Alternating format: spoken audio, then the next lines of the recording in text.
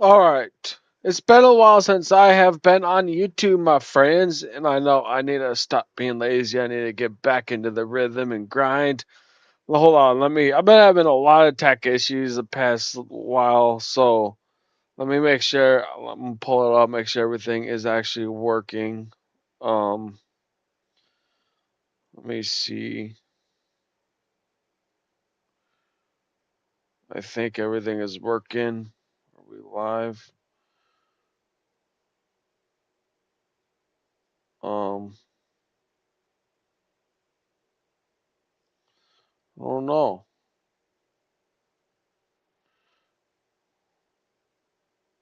Are we live? Let me check.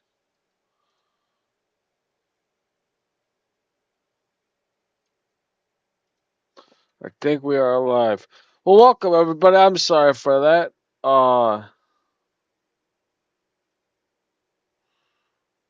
Why is nothing coming up? I'm sorry for the tech issues. I don't know what is going on.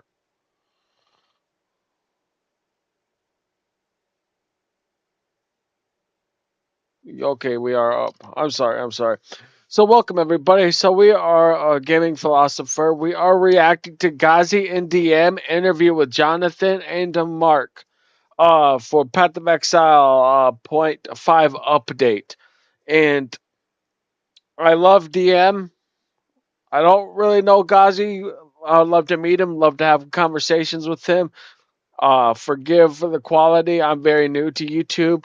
And what I am here today is doing a reaction to this 2 hour long video of the next update that comes out on Friday. And I'm a gamer philosopher, and I just love deep conversations about all video games. I play everything. I'm a big nerd, but right now I'm a big Path of Exile 2 fan, and I would love to sit down and talk with DM or Ghazi because I think there's a conversation that is not being had, and it kind of irks me that it's like, oh, I'm a nobody who was like, I need to start YouTube because there's a lot of things not being said, and I am here today just learning the ropes on streaming. Just hopefully, like, I'm just here for the conversation. That's The it. Cabra Talk. Thank you for But let's get into it. The original link of this video is in the description below. I think I did it correctly because these guys are amazing people. Support them, support me. I'm new. Let's get into this podcast, and I want to insert a lot of the way or a lot of my opinions about what is going on with Path of Exile 2. So let's get into it, everybody. And thank you, DM and Ghazi and Jonathan and Mark, for bringing us such great content. Love your games, love your interviews. Let's get into this, boys. having this conversation with us, talking about zero point 0.5, the reveal you guys have showed, and some other things. Forgive me, I'm drinking a Today, squirt. I don't know the number of the podcasts we're on, but it doesn't really matter. So we're going to get started with some opening questions. So I'll just pass it off to Ghazi to kind of get started with the icebreaker. Yeah, I mean, we'll just start off with obviously point 5 being the largest patch, quote unquote, ever, right? And I'm trying not to stop it too much, but I am doing a reaction, and I don't want them to, I don't want to like just play the whole video without putting, my opinions and thoughts and stuff into it. So it'll be a lot of pausing, but a lot of, I think, introspective of a different philosophy that no one is really talking about. Um, but this update, point 5, is the biggest update, excuse me, that they've ever done, and this is going to carry us on until November, until the full 1.0 game. just curious about the nerves and excitement of levels of that leading up to the reveal trailer itself. It was pretty crazy because the just development honestly felt very scattered because they were working on so many things at the same time. Like normally we're working on like there's usually one focus, but because we're working on so many leagues at the same time, it was just really, really hard to bring together. So I would say it's honestly been one of the tougher development cycles in terms of just like getting the studio to be able to handle everything. Because like even just like a review session, we would go through one and have a look at a bunch of stuff and then be like, oh crap, we totally forgot about this Oh, total other area. Like honestly, like so many times I'm like, we've forgotten how much content is even in this damn release. We would just miss stuff, and then so yeah, like it just made it really, really, really, really difficult difficult. But also, yeah, when there's so many different scattered things, it is quite stressful because you're like you just have this feeling of like, am I forgetting something all the time? So yeah, real tough one. But the thing is, like in the last having that extra time between the announcement and the release has actually been really, really good because we've kind of getting everything back together again. Like we can sort of see it as a cohesive thing again, and that's honestly been really, really important, especially for doing an in-game release. In this business, you're Wow. either growing I got a or you're dang growing. ad. Good morning, Fred. Alrighty. We've received an Forgive that ad. There come a point. I did not have YouTube red, so ad right away. So I kind of agree with Jonathan. But this update was just pretty much an end game rework. But the way I philosophize, if I didn't butcher that word, Path of Exile 2, I do think they are missing the tree from the forest. That, yes, like Endgame is cool, but the one thing me and a lot of other people I think that are trying to articulate, and it's articulation is kind of hard for us gamers, but I don't think endgame is actually so important. You can have one league, or you can have 1,000 different endgame leagues. Like I don't think what you are doing, I think is half as relevant as what you are playing. And the thing I'm kind of upset that they aren't focusing on now is actually like the meat on the bones of build crafting. Now, like for a ranger, like you got a couple ice shot builds maybe, but it's always lightning arrow. It's every class is always doing the same thing over and over again, and they need to add more skills to all the other classes too. And they aren't. I don't know why they aren't doing that. But like lightning arrow shouldn't be the only thing you should do with ranger. Like every new update, the ranger should have a cool new build that like you should never do the same two builds ever. Like that's just how I look at it. I want some cool like chaos arrow abilities, or like cool flame abilities with the archer, like it. And I'm not talking about your lightning damage does fire, like you're still doing the same skill. Like we want more variety build crafting on the actual characters themselves, like more skills, more variety, instead of yeah, you got like what, 8 9 different classes to choose from, but it's like each class maybe has 1 2 different builds, but you're going to be doing the same thing over and over again. And I wish there was a way like there to like expand that to where there's never 2 different builds, You guys or 2 of the same builds ever. Forgive me for that. were developing it, where you kind of were like, hey, okay, we have too much on the scale. Like, this is where we have to stop. Like, because I remember in one of the interviews, Mark was saying he was looking at notes, and you had so many notes that you got to a point where you're like, I don't even remember making these notes. You kept cooking so much. The problem that we had is that because we wanted to really make sure that the message was like the end game has totally changed, on some level we just had to do sort of everything. So yeah, even though we might have liked to make it smaller, we kind of honestly couldn't. Which isn't to say there wasn't like a bunch of stuff that we didn't end up cutting anyway, but still, it's been we sort of had to do something. And then like it kind of led to this fact that then we're like a month later than we would hope would be, and that kind of thing as well. So like there's been stuff like that that's kind of definitely been downsides. But overall, I think it is really important because it's just a really important change. Like it really does very fundamentally change how the in game feels. And I was even seeing recently like there are just a lot of people who they wouldn't play the end game of PoE 2 because it just doesn't have a like you need something to sort of like give them some direction, and we just didn't have that. And so now I've got people who are like friends, so they've like played through the PoE 2 campaign, but they've never really been an end game player. And all of a sudden they're like, oh, okay, I actually am going to play this. Like that's been a thing that I've seen. So it's something that I'm like that I think was really important to do. Do you think that that's primarily like the reason they didn't play the in game was because of a level of confusion of like, what do I do next? Or do you feel like you didn't have enough like things in it to make it interesting? Because I remember something you come back to like pretty continually when this point gets brought up is like if an area feels like too big or like uncomfortable, that a lot of times it's an indicator of not having enough things in it. I think that can be the case, but I do think in this situation it really was more the direction. Like you got to the end game before it opens up, and it's like, okay, well now I can just kind of go. Now I'm going to kind of disagree at this point, because the end game really didn't have that much content. Like what you did maps up until T15, and then you did Arbiter, and then you did like whatever like league boss you want to do, breach, abyss, the abyss boss. Like there really wasn't that much to do. It's like, okay, we did arbiter, there's nothing else to do, let's just, yeah. And that is the problem. It's like once you like kill the actually uber like last boss, there's nothing to do. It's like, I mean, what do you? Oh, I'm gonna just keep working on my build. There's no point to keep working on your build if you already killed the last boss. Like then you're done. It's like then maybe go to a new character. Like there's literally nothing else to do after that. I don't get that. You need more like, I guess this kind of contradicts what I just said actually now that I think about it. But yeah, you do like need more content to play with, but I think you need more content with more build variety. They go hand in hand. Yeah, now that I'm actually thinking about that, scratch what I just said earlier. Forever, right? Like there wasn't really you do need a quest line, like you do need something there, just to give you some form of understanding what to do. And I find even But myself, there was I'm like nothing way to more do interested to in doing like in-game stuff tell right you now where than to I was go. before. Yeah, like it helps a lot. Would you say that this is a focus more of the idea of creating a getting off point, or is it more towards just creating a sense of direction? Like which one matters the most, or is it like a mix of the two? It really is a mix of the two. Like both of those things are important, and we did.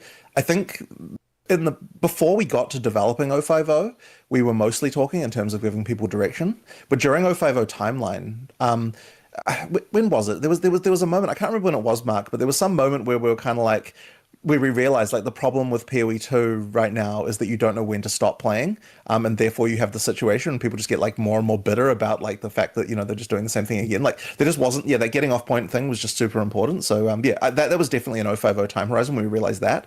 And that's also been one of those things where we sort of somewhat later in development, we realized that we had to make the time it took to do the stuff shorter. Like it getting longer and longer was actually a problem as well. Like we actually had something where the amount of time it would take to finish it was too high, and that's even been something we've changed in the last like few weeks even more. So previously we kind of assumed that it would be fine to have like I can't remember the number there was. There was probably like 25, 30 maps, something like that, in each of the areas for the individual leagues, and you had to do all of those in order to It takes 90 Man, seconds for what's this up with all NASA these engineered ads? AC cool down I your usually room. never It's get smaller than a ads. toaster, cools any room in 90 Get seconds, off and of uses just a this. fraction of the energy of a in order to get all the points for a league tree.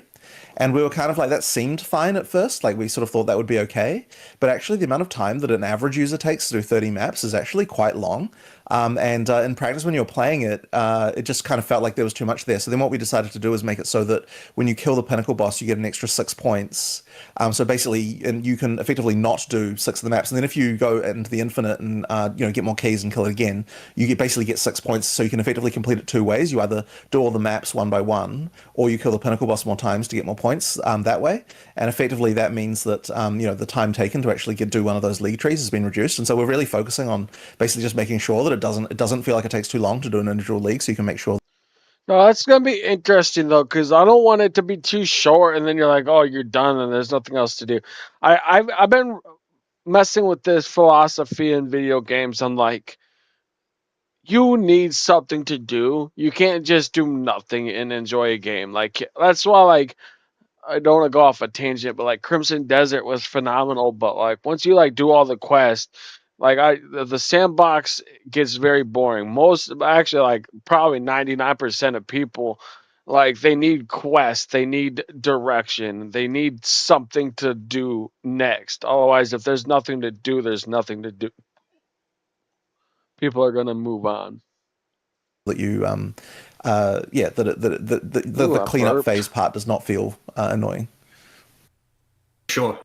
We I think we're now at the where I see it discussing with others, but I think I'm the same. Where I'm going to get to the pinnacle boss, kill the pinnacle boss, I'm going to get fast. You're kind of cutting out a little bit there. I don't know if it's just on my end, but you're kind of cutting in and out a little bit That's on on your... me as well. Yeah. Is this better? Seems better. Everything working here, testing? Yeah, not sure. Anyway, we're at the point now where when I'm playing, and I've seen this a few other more high-end players in the office as well. I think we really wanted to get to the point where we, as a good player, you should think, okay, I'm going to get to the pinnacle boss, kill the pinnacle boss for each league, including the fortress, and then go into the infinite. There's something about wanting to do that, and when the completion time for everything was so long, there was like, okay, this is starting to feel too grindy, and I want to get out there. I want to get more pinnacle kills and all of that, and yet I'm feeling like I'm having to. I guess it's that not wanting to have to turtle for too long. That the same thing the original tower mechanic had, and it started to feel that way, where it's like I want to get out there, but I can't, and I want to move to the next league, but I can't, and so yeah, it's at this. Like I think the number of towers when we first did the presentation to was 8 on the fortress, and each tower meant every time you killed the arbiter, you could complete a section of maps. Now it's 5. So like we've been shortening that, and I think the number of maps. I think the total number of maps you have to run to finish the fortress, if you were to just shortest path, then go farm the. No, forgive me. I'm gonna kind of skip around because I don't want to keep everyone here for like hours, but I'm gonna kind of like skip around a little bit. I do recommend just watching this whole video and supporting Darth and Ghazi on this Tavern Talk. It would be a dream to be on Tavern Talk because, like I said, I think they do such a good job at articulating and looking good. They're good. They got good quality cameras and mics and stuff. And I'm over here with just the home setup and my Turtle Beach headphones. Um, I'm struggling. I'm new. I'm very new to YouTube. I'm just winging it. I don't know what I'm doing. I'm kind of hoping to do it, but um, we're gonna skip around. We're gonna see what this is about to save. There's gonna probably be another ad. 1.0 instead of sooner. Is that the same kind of reasoning there? It's not. That isn't the reason, although that will be an advantage, I suppose. But the actual reason is just that we think that 1.0 needs to have something that like is like there's a lot of people, especially if you're talking about the sort of more casual audience, who the thing they're interested in is campaign stuff, and so by sort of by finishing the campaign in 1.0, those people are just going to be attracted to sort of make that release like a good release. And at the same time, I don't think there's like a lot of risk there for us in terms of like we know how to make an act now, if you know what I mean. Like it's not going to be one of those things where we're like, we have to make sure we're testing this because it's gonna it's gonna go off the rails or something like that. Like we know we can do it, so therefore we feel quite safe just putting something like that in 1.0. So yeah, that's kind of like ultimately it comes down to that. And also like right now, the other thing as well is like if we hadn't have added the interludes, we'd probably be feeling pretty differently about this. But because we've got the interludes there to kind of mean that you don't have that whole thing, which we originally were going to have during the entirety of early access, which is where you'd have to repeat parts of the campaign. Because we don't have that, it kind of means that like we don't have that thing dragging us down and making the early access feel worse as well. You know you could be vaping formaldehyde. Formaldehyde. Which is used in taxidermy. Man, I'm so sorry for all these ads. The new way No to own your shot. brand. Get out With of Wix here. Harmony. Wix Harmony. Create a We don't site- need that. So, but I think the thing that has been interesting, is like all that sort of campaign replayability stuff as well. That's been something that I'm really hoping that people will see that we've made some pretty big strides there this time as well. Like the replaying thing, the more times you replay it, the more annoying certain things get. And I saw some frickin' short recently that DM made. With you like being like, oh yeah, I hit as soon as Act 3, and actually, that was the moment, by the way, when I saw that. Is like, I'm gonna fix this freaking lever thing that everyone's complaining about. It's actually so Hell yeah. because I'm like, I don't want that to be the video that I'm seeing again.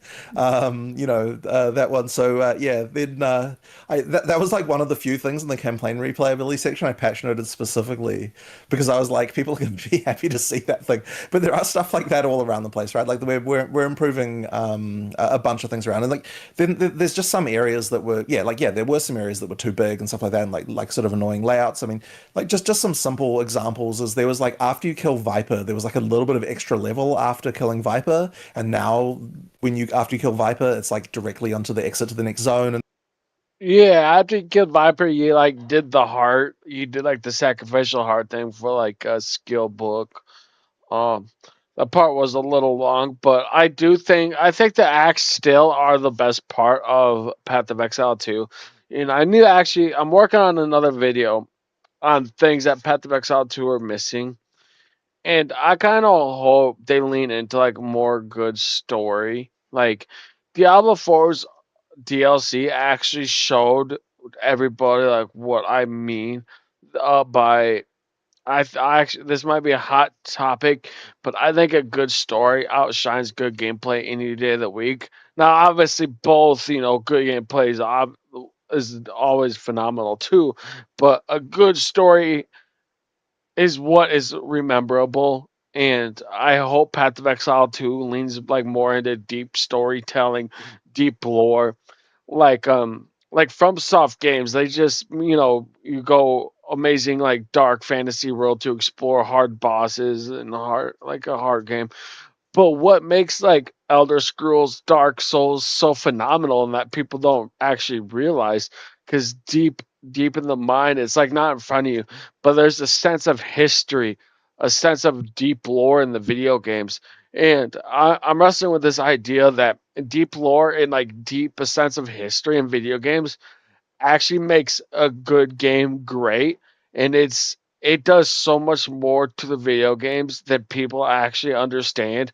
And it's like if you think about all the best like top 10 best video games of all times, they all got like a deep lore, deep stories. It's all like entangled into like one good package. You got like deep good gameplay obviously, but the story, lore, history, and I hope that Path of Exile 2 leans more into that, because that is, excuse me, this squirt's got me hiccuping. Um, that's the one thing Path of Exile 2 I think is missing, and if they nail that deep lore, like yes, there is like lore, but I'm talking like deep like Elder Scrolls lore or like deep Dark Souls lore, it would honestly make Path of Exile 2 one of the greatest games of all time. I already think it's the best ARPG of all time. I like that meaningful combat. The block parry, flipping, slicing through enemies feels so good. I hope they kind of like lean more into the tactile feeling, like more than this hot topic again, but more no rest for the wicked. But I need to make a video on that game too. But Path of Exile 2, this the big update's coming Friday, and I'm so excited. Let's get back into this. I'm sorry for another tangent. It's just like it's just stuff like that all over the place that we're doing, just streamlining and smoothing and stuff like that. So I'm hoping Act 3 will feel a lot better now than what it has in the past. Like I think it's a pretty significant improvement. But the other one as well is like Let's and look this at this diagnosing a good build and a bad build. This is going to be interesting. Or clear the mobs. When do you decide that it's the content is the issue as opposed to the skill you're utilizing? my first reaction there That's a was good to question, DM. Very good question. I love DM. It would be a dream to talk to him. compare effectively default attacks because the so the werewolf build I was using was like shred and like yeah there's stuff that like there's stuff that I should have done for supports in order to make that better and so on, but we just sort of like looking. Oh, what is going on?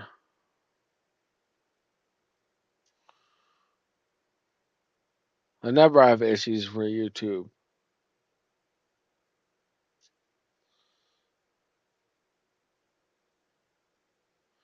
Are we having tech issues today?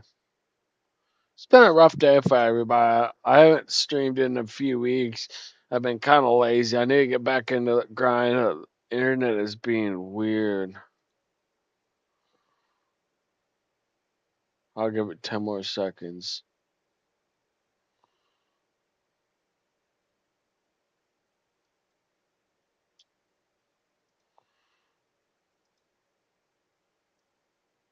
Right in terms of comparison, like you just have to get that information right, and like we decided, you know what, Might have just been a bug like right at that it is point. like what you've got here with your build isn't good, but in terms of the underlying skills it is okay. Like the numbers are fine.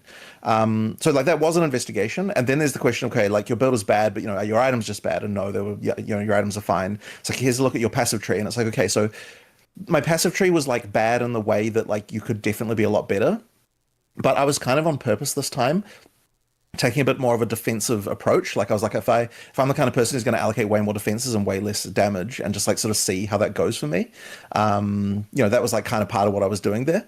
So yeah, like I wanted to make sure that it can be okay even in that situation. Yeah, like there's also this other situation where if you're a good player, then because you're hitting the whole screen, like the amount of monster density in a situation like that isn't necessarily, or at least like depending on a build, right? Most builds that are good have some kind of, they've got big AoE clear, right? Like they have the ability. Like it doesn't necessarily matter whether there's like 40 monsters on screen or 15 monsters on screen in terms of like their ability to clear that content. So it sort of matters more for a build that doesn't have that as much, which I wasn't doing as much. So in the situation where you're a character like that, then the only thing the extra monsters are really doing is just giving you more drops in experience. And so we sort of have to make sure that like we're able to make sure that that's not broken. But I do think that we don't need, quite the level of spamminess that we had, in terms of just like tiresomeness. Like even something as simple as like there's a moment between one fight to the next where your energy shield can recover. Just literally something as simple as that can be like something that can matter a little bit there. Like if it's just absolutely continuous, then there is a problem there, especially during campaign. One other follow up about this point, then I'll pass it off to Ghazi. As you said, you were kind of purposefully taking a more defensive approach, and I'm kind of curious at what realizations you came to. Like, what was your conclusion about making the build? Like, I'm going to heavily, more focus on defenses this time as opposed to damage on the tree. Like, what was your experience like with that? Well, I mean, the thing with defense that's really hard to solve is that it's way harder to appreciate defense when you allocate it than damage. Like it can be quite like it does save you, but it's really hard to know that. And this is why I love Jonathan.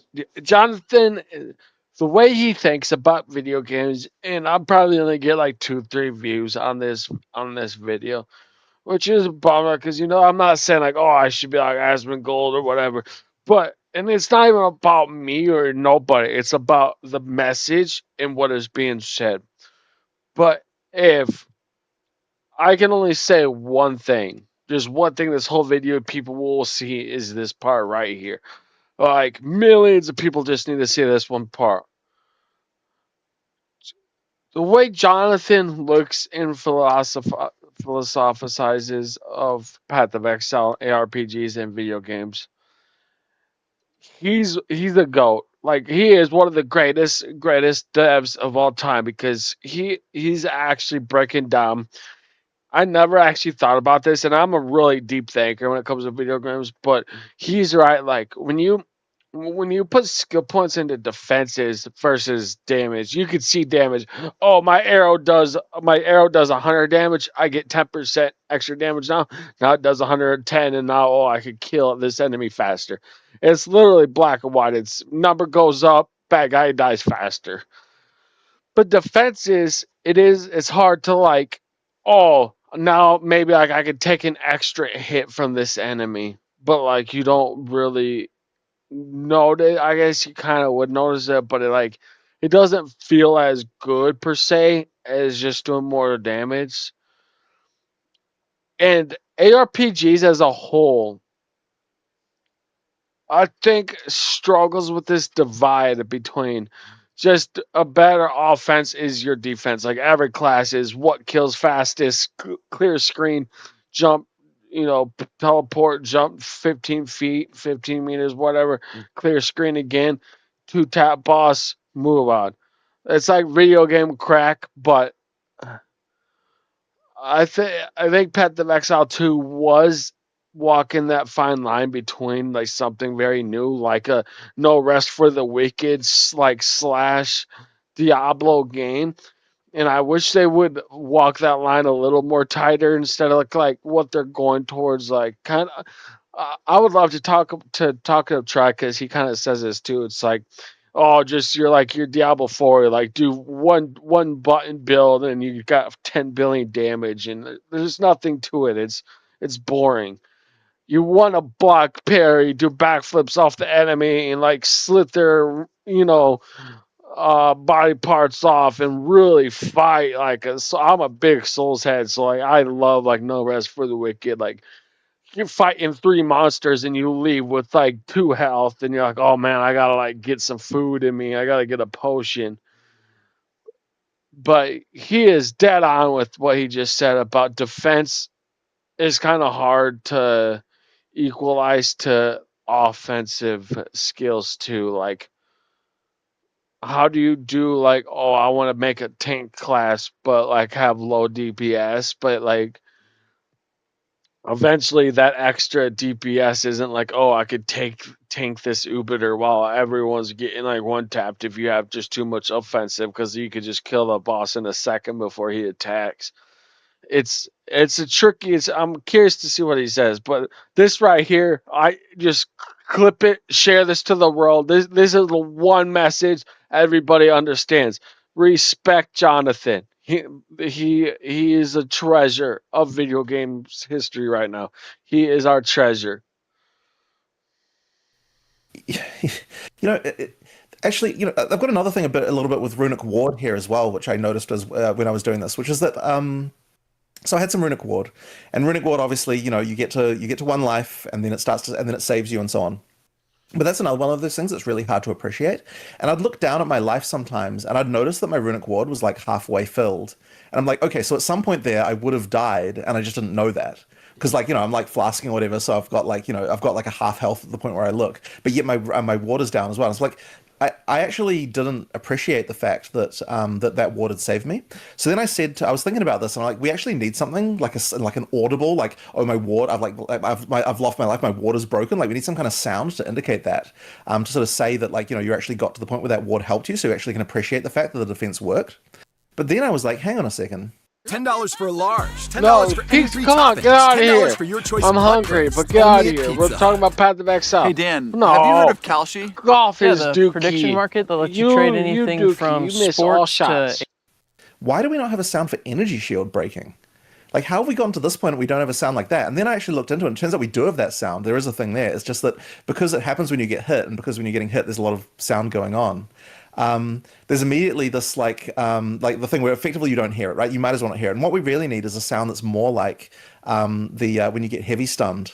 There's like, sorry, not when you get heavy stunned. When you heavy stun a monster, there's like sort of sound that's quite distinctive that kind of cuts for the player's experience. Because we heard from Jonathan talking about his situation there. Are we talking about changes in that sense in the campaign playthrough, or are we talking about the Infinite Atlas? I just want to hear your thoughts on your prediction on the most beneficial impact for new player experience. If you're talking about just for new players, I definitely think that it's going to be the sort of early in game, like monster density, like things around there, like, and yeah, like. Forgive me. I don't really like the Atlas conversation. It is what it is. Maps are just maps. Like, I don't really. The fortress, we could kind of skip that. Oh yeah, let's go to Waystone levels. Now, like Heather, like, how do you feel about the earlier level curve of the Waystones? Has that been fundamentally changed though? Or are you guys okay with the positioning of it currently? As in level 65, then 6 and 7, then 8? Yeah, exactly. Currently the same.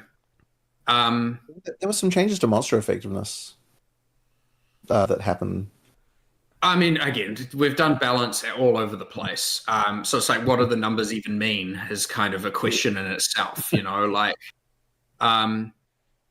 in general, I think a common problem people had is that the drops, something like that. There's like stuff like that you just wouldn't be able to do normally because you'd be like, okay, well, I'm not going to have that allocated when I'm doing this content because I instead have this other thing. If you allocate all of them, we could just do those types of bonuses, and I think it just makes them more interesting.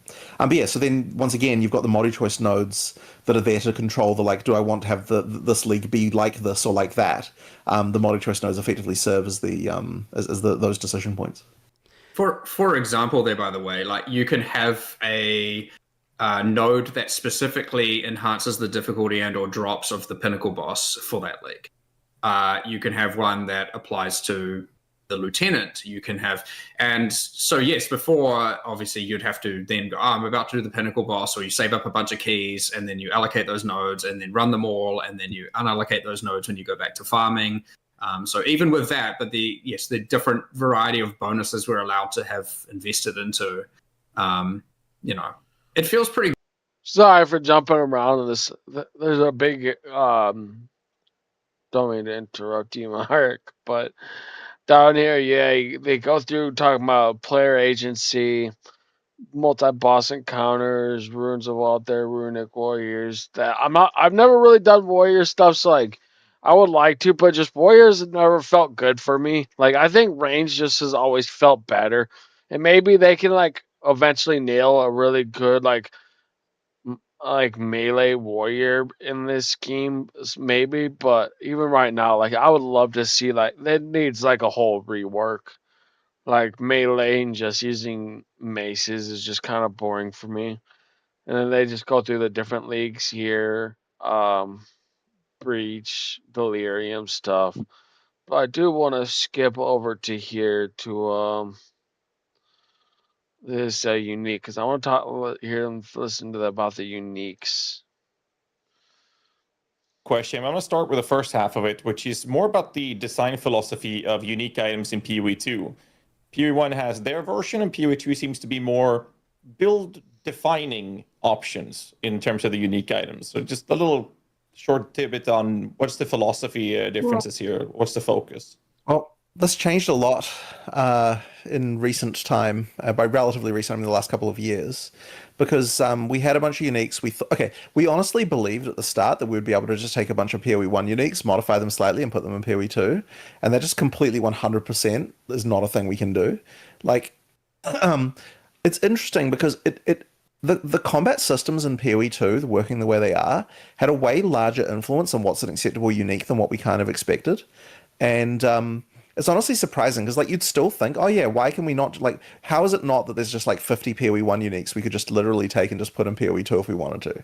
And then you go through each one and you're like, okay, well this one can't be for that reason, this one can't be for that reason, like the dominant stat would just totally have to change. Like it's weird how it sort of ended up that way. And so even also when we did add a pile of uniques in I can't remember what patch it was. It was like after 0.1.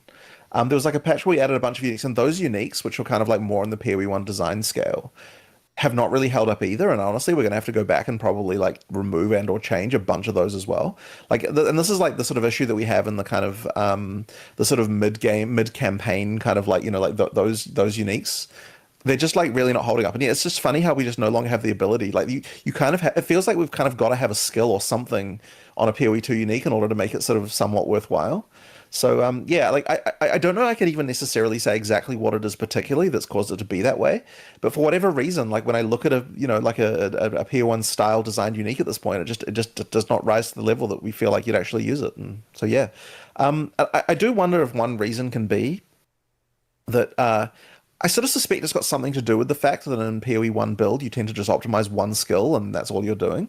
And so then, like, in PoE 2 context, we've got to care about more about that, like the larger build. Like, there's a lot more going on with with a PoE 2 build, at least that's the intention.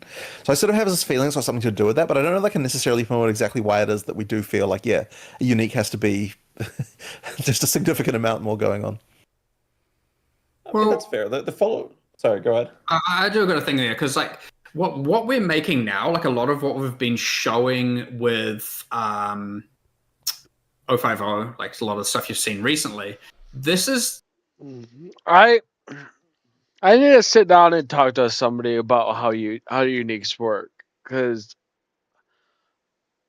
the one thing I think Diablo 4 does good, and I need to actually sit down with the Path of Exile like expert and really talk their head off about the whole unique conversation. I mean, we could have a whole video on this because so you got white, which is like base just white or white gear, and then you got blue, which blue's gonna be better than white, and then you got yellow, which yellow is gonna be better than blue, and then you got uniques, which sometimes is better than yellow. But it's like I think if Diablo, they had like then they went from legendaries and then they went to mythics. I hope Path of Exile goes another step too, because it's like, oh, well, if all blues are already better than all whites, so we know the upgrade. But then it's like all yellows are better than all blues. So then it's like, why don't we just do another step? It just adds more gear variety, like it and to like have all yellow or all oranges be better than all yellows, and then even do like a mythic. It's like because I've never understood the talking point against it, because it's just you're adding another level. Like, yes, it might be more work for them, but like more is always better in these games. And I'm tired of like, oh, most uniques are actually useless. But I'm under the philosophy that I think every single unique should be better than every single yellow, because you already have a couple other steps. So why not just have another step? Like, it's not like, oh, I'm going to choose a white over a blue or a blue over a yellow. Like, eventually you're going to have all yellow gear and then maybe a couple pieces of orange gear. But it's like, why not just do another step? It's to like, have like yellows be like, whites is like the first 25%, blues are the first 50 or the 50% mark, and then yellows will be all the 75% marks, and then have like all oranges at the 100% end game, and then like, maybe like do some like cool, like a mythic section after that to like do some cool like build variety, instead of adding different skills to classes, but like add uniques that like add all new like animations and skills to like a ranger or something. Just more variety. I just think more variety is always better. Kind of this age of uniques is probably, it's not something we've done before, really. Like, all the uniques we're making are definitely the most expensive in terms of development costs that we've ever made. And as a result, they are more build defining. Now, on the other end of the spectrum, you do have then the uniques that they kind of have their single special stat. It's kind of like 4 stats, one of them's a bit special, and it probably just has some sort of end game when combined with 6 other variables as a thing. And the problem with those is that they don't hit for like, most people when they get them, they're like, what the hell, why would I want that? And they just end up being these really like hyper niche end game things. So that was a type of philosophy we had, where they were effectively meant to be the puzzle piece, right? And you need multiple puzzle pieces in order to do the thing. Those uniques are generally failing when you find them, like generally speaking. And Jonathan did this exercise with me yesterday. We opened up that same character when we were looking at something. He showed me every unique. We went through all of them, and he just goes like, and he was like, why would I want this? Why would I need this? And I was explaining the like end game build used with them. And he's like, well, how the hell, like, okay. But then it drops at level 23, it's like, and so there is a problem with that. And so our new philosophy has just been like, let's try and make these way more full of fantasy. Because that's my biggest thing, is just, I want you to feel like, and that you saw that with the grenade launcher thing, where it's just like, I just want you to just be a freaking grenade man, like just run around spamming grenades. Come on. Right. And then like the face breaker thing, obviously recently, is pretty cool. You had the Raven and more summoner, like delirium things. It's like, what if you were like Tang Mizu himself? Like, you had his powers. Like, that's a cool fantasy where you can like create mirrors and illusory things and like bend reality. And like, that's a cool fantasy to me. So some can be more narratively driven. Some can just be like fire grenades everywhere. And that stuff is resulting in way cooler things, like way, way, way cooler. Also way, way, way more expensive to make. And so what I want to get better at yet, I think something we haven't now. So I think we've now got the puzzle piece side. We understand what that looks like. We understand what the other end, which is the more expensive fantasy fulfilling build defining thing, looks like. That's interesting. What we don't have is the middle ground, where there's that kind of not as expensive to develop, but pretty impactful, just not like ultra impactful ground that we still need to do as well. And I think once we've figured that out and we've got our understanding of all three, now you are going to see generally that middle ground and higher ground. You're probably not going to see as much of those original set, and we're going to have to go back and honestly raise the bar on all of those, or a lot of those at this point. Yeah, they are getting upgrades to some extent due to the Calgar and like unique upgrading things, so that has helped. But there's still some of them that are a bit unsalvageable that we just need to do something with. And by the way, there are unsalvageable uniques in PoE 1 as well, right? It's just that there are 1,500 of them or some number, and so they kind of get lost in the weeds, as opposed to right now, the I would say... Just you. No, just me. No, how about you just start putting ads on my YouTube? There's a mid ground of them where they honestly, you get it and you're like, I don't know why. I don't need it. So I'm almost Uh, tempted. I just want to skip to this last part. I just want to hear what they got to talk about Divines. If you guys are still here, I appreciate you guys stopping by. You know, new YouTuber. I'm just like kind of combobulating what I know. I actually just hit the stream. I use my everyday headset. I just bought a camera. We're doing this from our heart, like the heart of just loving video games, just the love and the philosophy of all video games, news, reviews. I need to get back into the grind. I have been failing you guys. I know. I don't have an excuse. I need to learn to get better, to bring better quality videos, learn how to edit. It just I'm a I'm a big nerd, so I just play and get stuck in video games, and I forget to do the video parts, and that the video part is the most important, honestly, just so we can start having good gaming conversations with the community, bring in new different insight, because there's a lot of I don't want to go on this tangent. A different video. But thank you for being here, everybody. We're gonna, still play a little bit more of this and talk a little bit more. But hit that like, subscribe. I'm new. There's, nothing. I'm doing. I'm just a dude who just loves video games. That just wants to be part of the conversation. I appreciate each and every single one of you that watches this video. You don't understand, like, there's a lot of cliche, like, oh, it means a lot. But there's all like these guys that got good quality. They've been doing this for a long time. They lose the sight of what each individual person actually brings to the table. And there's a lot of us quite ancient council eldritch gamers out there.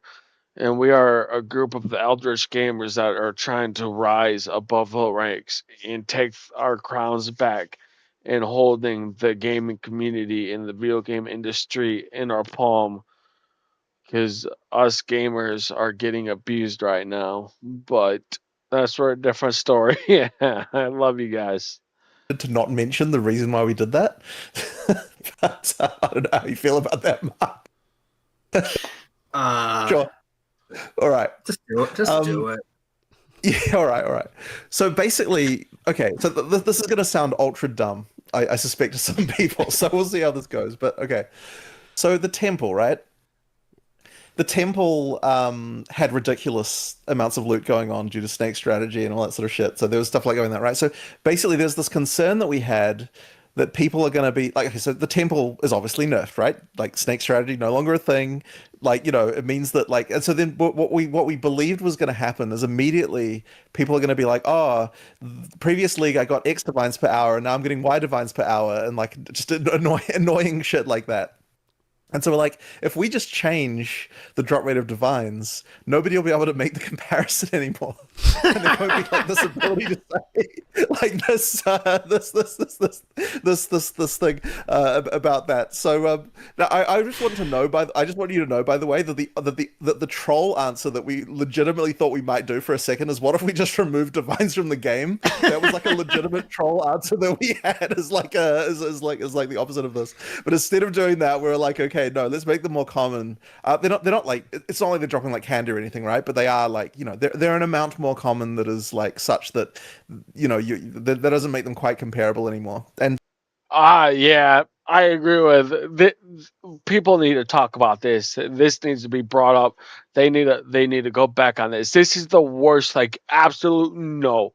Like they gotta fix this before launch. Like scratch everything, full halt. This has got to stop.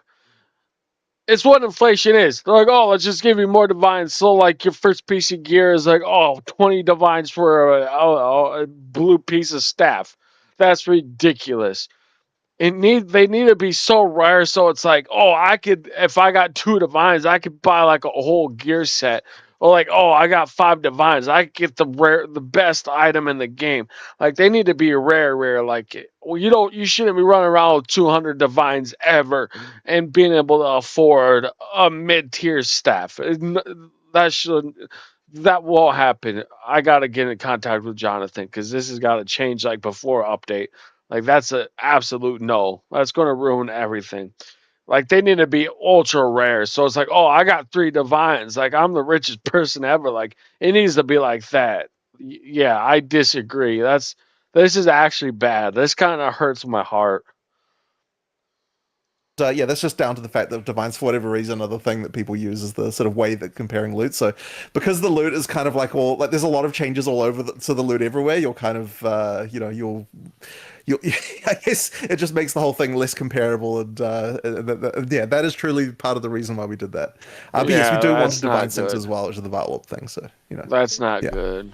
I don't All right, like that. well, I'll do one more here, and we'll call it right 2 hours and like Yeah. 35 minutes here. So just a real common one that keeps popping up is people are just asking about performance improvements. Like with every league, you guys typically do quite a bit. Well, they're going to talk about performance. That's kind of a big blow. That divine. I hope it's not. We'll see. We'll see. But that kind of ruined. I was so excited for this, and just that. I know it sounds so small, but the people that know that's actually a really big blow. I would rather have performance issues than divine everywhere. Like last league was. We should never have that happen ever again. It's like, yeah, I had the most divines I've ever had. I had like 1,000 at one point, but like you could buy 2 pieces of gear at best with 1,000. Like, no, you should like if you got 10 divine, you should be like Bill Gates. Like you can afford everything. That's how it needs to be. But thank you everybody. This was the Tavern Talk with Ghazi and Darth Microtransactions. Go support their main channel. This I'm kind of new to this reaction, so I kind of hope they forgive me for watching their video a little bit. I got their link in the description. I believe it's posted up there. I copied and pasted it down there. So, like I said, I'm new to all this, so I'm still working kinks out. But I hope to see you guys on Friday on the big return of the ancients at .5 update on Friday. Appreciate you guys. Thank you guys.